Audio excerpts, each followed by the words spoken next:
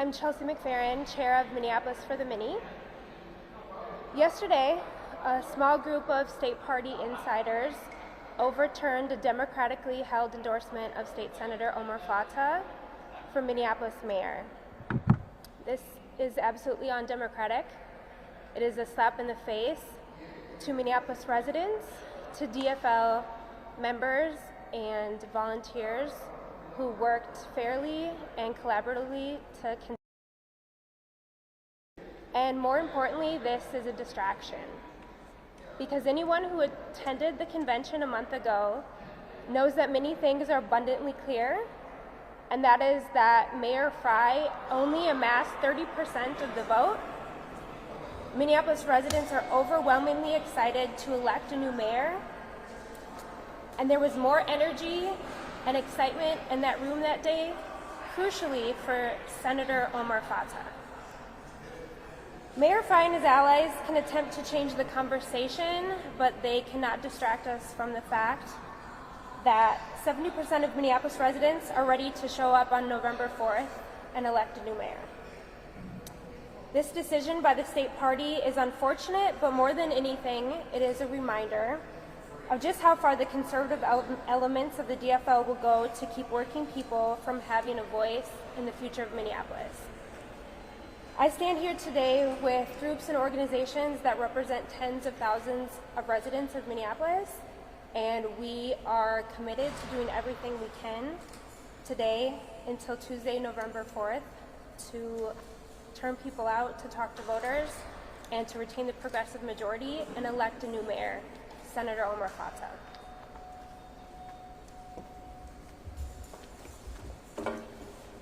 Hello, my name is Saeed Mohammed, and I'm a rideshare driver for 9 years, and rideshare driver organizer with SEIU, Local 26.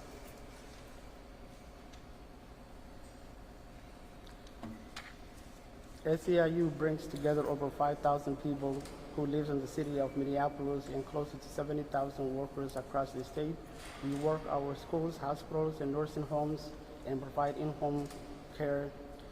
We clean and protect our buildings across. SEIU is proud for our drivers, members, and know our members are critical, very important, not just because of the work that we do, but not just because of the work that we do, but that we are the city, the heartbeat of our city. That's why SEIU was proud to endorse Omar Fateh as his first choice and Dwayne David as his second choice for the next mayor of Minneapolis. Working people and union members know things or two about the power of fighting and block changing. We know about people who will use their contingency and resource to set up a game where heads they win and tails we lose. The yesterday rulings overturns will be a cause of the attendees that was frustrating, especially people who took part of the process of the community groups like mine who spend time and energy and resource in telling our members and community that they should turn into the events and not knowing that the group of people who I don't believe care about our city just to overturn the results. For those who leverage their access, empowering and undermining the process, as proof will be our community. I hate to tell you this, but it's not going to slow us down for our working people like me who fought for too long and felt unheard. We fight for our wage and benefits we were owed. It is time for a new mayor for our immigrants who work hard every day and keep our city moving, yet to be continued overlooked. It is time for a new mayor. This ridiculous ruling brought by people who I don't believe care about our city and it will not change our desire to elect a new mayor one bit. I'm proud to be here with all of you today and support and to elect a new mayor and Omar Fateh. Thank you.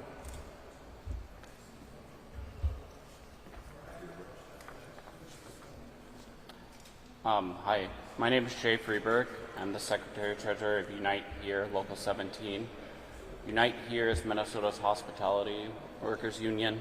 we represent thousands of hospitality workers living in Minneapolis. Our members clean hotel rooms in downtown, they serve drinks at the airport, and they make food at the stadiums. They work hard every day to keep Minneapolis a welcoming place. At every major crisis this city has faced in the last decade, Mayor Fry has failed to meet the moment. Our members are ready for a mayor who will prioritize working people, not vetoes and divisiveness, which is why our union has endorsed Omar Fateh. Omar Fateh is ready to fight for working families in Minneapolis, fight for things like a $20 an hour minimum wage by 2028, rent stabilization and tenant protections while incentivizing new construction, and he will stand up to Trump's attacks on our community. The facts are clear. Omar Fateh won the DFL endorsement for Minneapolis Mayor because delegates who are renters, homeowners, young people, union members, people of color, a diverse coalition came and voted for change. Instead of respecting the democratic process, people who largely reside outside of Minneapolis voted in a closed to the public room to overturn an endorsement made by Minneapolis residents. Let's be clear, this was a political decision that ignores the will of the over 8,000 people who participated in the caucus and convention process. Our union understands what democracy is. We fight for it every day in the workplace and in the streets, and overturning this endorsement is not democracy. Jacob Fry barely had 30% of the vote July 19th. He is deeply unpopular, and no decision made by party insiders and influenced by wealthy donors will change that. We will not allow the undemocratic actions of a few to stop our movement for a better Minneapolis. Our union and our thousands of members in Minneapolis are ready for a change, and we are going to put in the work to make sure it happens. We will be knocking tens of thousands of doors to make sure that we win a Minneapolis that puts Unite Here members and all working people first.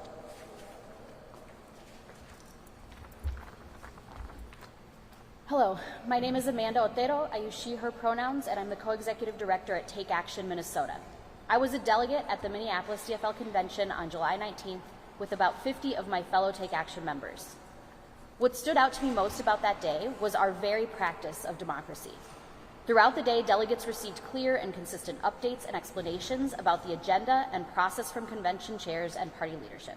We decided together by voting on motions about how we wanted to proceed at every step of the way.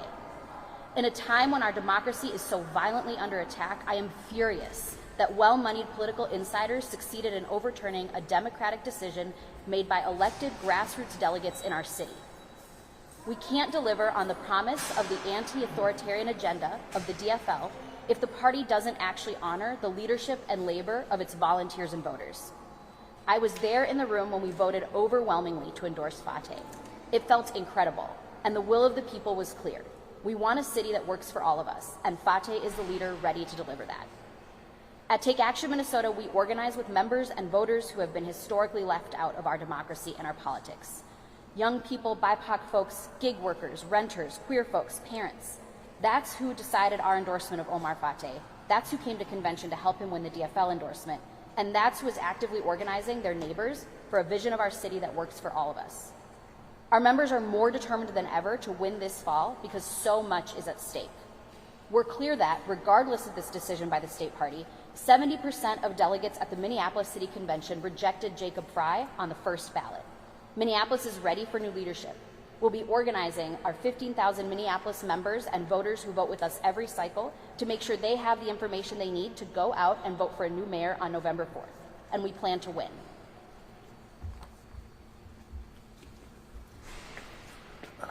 Hi, my name is Rod Adams. I'm the executive director of New Justice Project Action. I was gonna prepare notes, but I'm actually like really pissed. We stand at a moment. This country, basically under our authoritarian rule, fascism is on the rise, and our democracy is under attack from the federal government. The fabric of our society in America is democracy. So at the convention, when organizations like ours, and organizations that stand behind me, and 8,000 residents of the city of Minneapolis work together to endorse a new mayor. And it seems for me that people who do not live in this city have more of a voice than the working class black folks, brown folks, and the people who count on this city's government to take care of them. All over the country, people are questioning, should I engage in democracy? One of the reasons it's under attack is people don't believe it works. And the reason people do not believe that democracy works is because of moments like this. I cannot go knock on a door and tell someone that if you go vote, your situation will tangibly change when things like this happen. So working class people right now do not want to engage in democracy because democracy doesn't work for them. But I'll tell you this,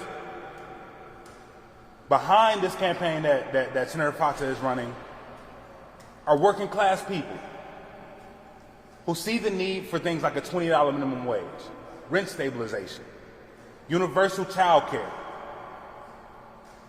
because they're not making it. And for the past 8 years, you can line up 10 working class people and 10 big money donors and developers and ask each of the groups whose life has gotten better. And I guarantee you the 10 working class people on this side won't say their lives have gotten better. So over the course of the last couple of months, we have been engaging in North Minneapolis, talking to workers, renters, about what type of city that they want to live in. They want a city that pays a living wage. They want a city that makes sure that they can stay in their home by making sure that rents aren't rising. They want a city they can actually afford to live in. That's what the Fata campaign is attempting to have happen in Minneapolis. Our members are ready for a change. I think that a lot of folks who are walking down the street on Lake Street or walking down the street on West Broadway see what the city is becoming. And it's not because of the people who live in the city, it's because of its leadership. So I and the folks behind me and our members are going to be making sure that we're going to work tirelessly, that on November 4th of this year, that Omar Fateh is going to be the mayor of Minneapolis. And thank you.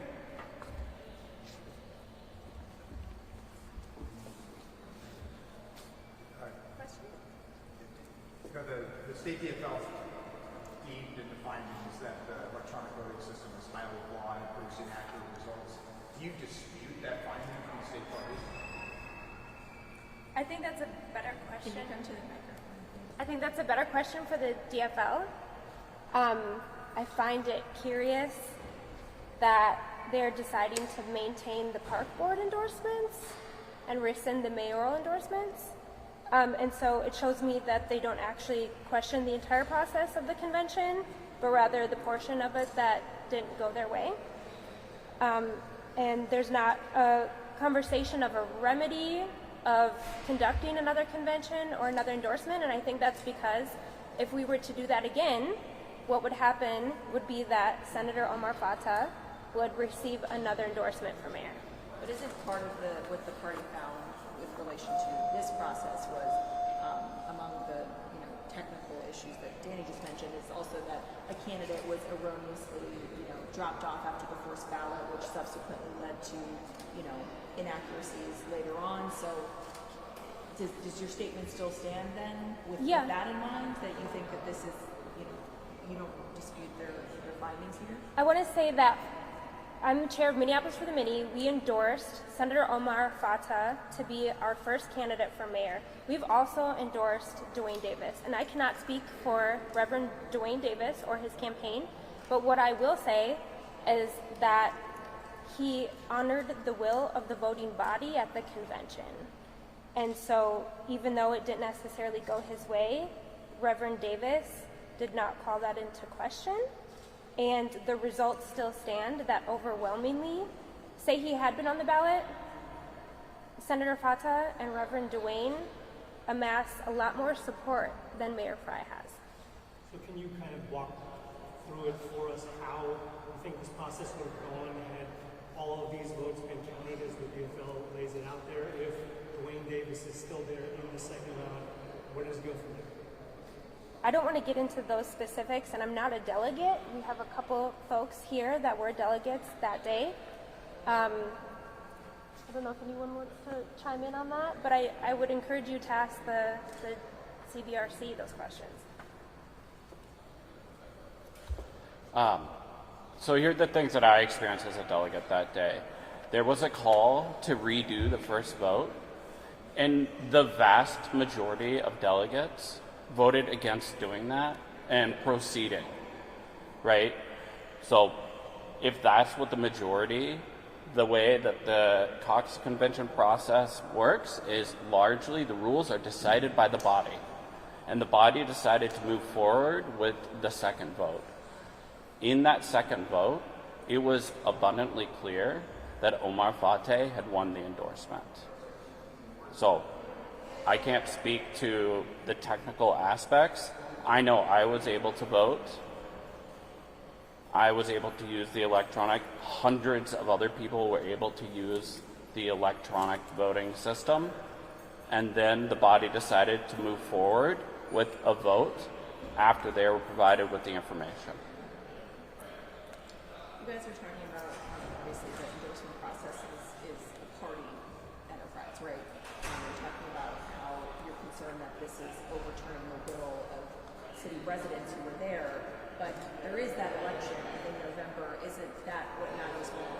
And if you're confident in your candidate that he will prevail in the place where it matters the most, which is the ballot box? Yes.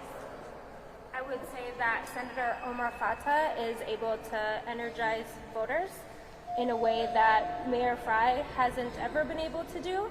And we saw that on the first ballot. We conducted polling that also showed that Mayor Fry has a ceiling with Minneapolis voters, and that's 30%. And he received 30% of the vote at convention. And with ranked choice voting, we can vote for Senator Omar Fateh, Reverend Duane Davis, and Jazz Hampton, and a reign of terror under Mayor Fry can be over. Can you guys talk about what impact this may have on elections going forward, 2026 and beyond? If you guys are having so much difficulty with the state DFL, does that decrease your cooperation with them going forward? And the kind of energy that's in this campaign, will that take it away in 2026? I don't want to speak for the DFL party or members. I'm not a representative of people who are involved in the DFL party. What I see is that Richard Carlbaum started the convention saying that we are a party that is a big tent party, that it should be inclusive. And I feel like this decision continues to make many people feel unwelcome in the party, and that there is a large potential to discourage future participation.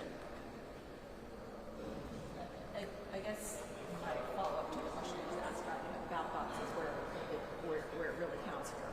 You're disputing or you're challenging the process by which the party overturned this process, but if it is a state party process, doesn't the state party, by nature of this process, have the authority to investigate and look into this and make the decision that they make? I don't know if I'm being clear there. Just like to say that this is that you are participating in a party process. Yes, this has nothing to do with like voters going to the ballot. You're right. It is a political decision. Yes. Yes. But I'm saying that you're saying that they have that they wrongfully, and correct me if I'm mischaracterizing it, they wrongfully did what they did, but don't they have the authority to do that as the party when you're operating under a party structure? I don't know. I guess I don't feel comfortable answering. Yeah.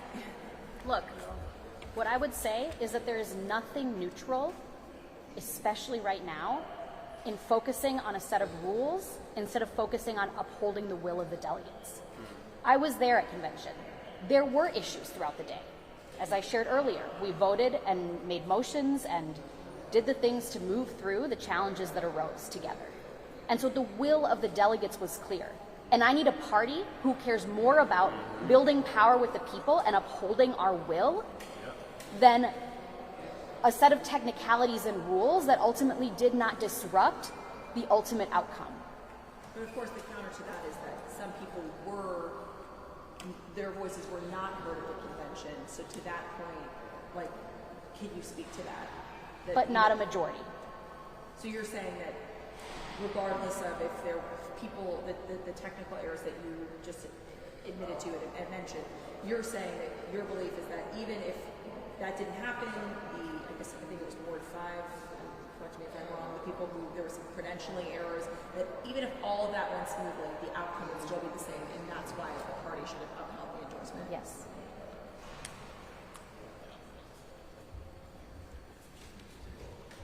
Thank you.